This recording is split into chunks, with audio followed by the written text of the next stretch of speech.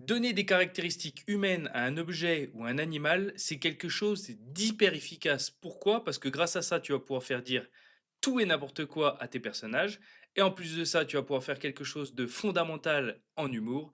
Tu vas pouvoir te moquer de nous, les êtres humains. Alors la personnification, c'est une figure de style qui est vieille comme le monde, parce que le maître en la matière, tu l'as forcément déjà croisé. Enfin, pas personnellement, mais en tout cas, tu en as entendu parler. C'est Jean de La Fontaine. Au cas où t'aies loupé l'information, Jean de La Fontaine a écrit un certain nombre de fables, qu'on appelle d'ailleurs les fables de La Fontaine, dans lequel le concept il est assez simple, c'est mettre en scène des animaux qui ont des caractéristiques humaines. Je te prends un exemple pour que tu comprennes. Dans La cigale et la fourmi, et ben là les caractéristiques qui prêtent à la cigale, c'est la paresse, et à la fourmi, c'est l'avarice. Se moquer des êtres humains en faisant parler des objets ou des animaux, c'est quelque chose d'hyper efficace parce que on va comprendre la malice de l'auteur et on va se reconnaître à travers vos personnages.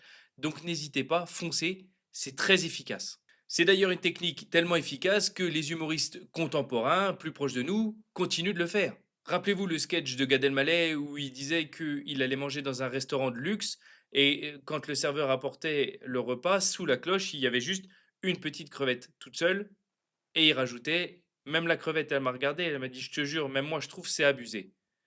Et ben ça, c'est un exemple parfait de personnification. Alors bien évidemment, même si tu la payes très cher, tu trouveras jamais une crevette qui va te dire quoi que ce soit.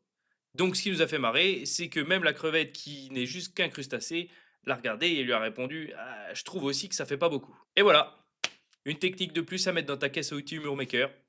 Si jamais cette technique ou cette vidéo t'a plu, bah, n'hésite pas à nous mettre un petit pouce bleu, à t'abonner, ça nous fera grandir et ça nous fera très plaisir. Sache d'ailleurs que Humour Maker, c'est la seule chaîne sur YouTube qui va t'aider à démarrer et à te lancer dans le stand-up de manière 100% gratuite. N'hésite pas non plus à nous partager en commentaire tes envies, tes expériences, que sais-je. Je m'appelle Jérôme Favier, je suis comédien humoriste depuis plusieurs années et j'ai créé Humour Maker pour vous aider à démarrer ou à progresser. Et je vous dis à la semaine prochaine.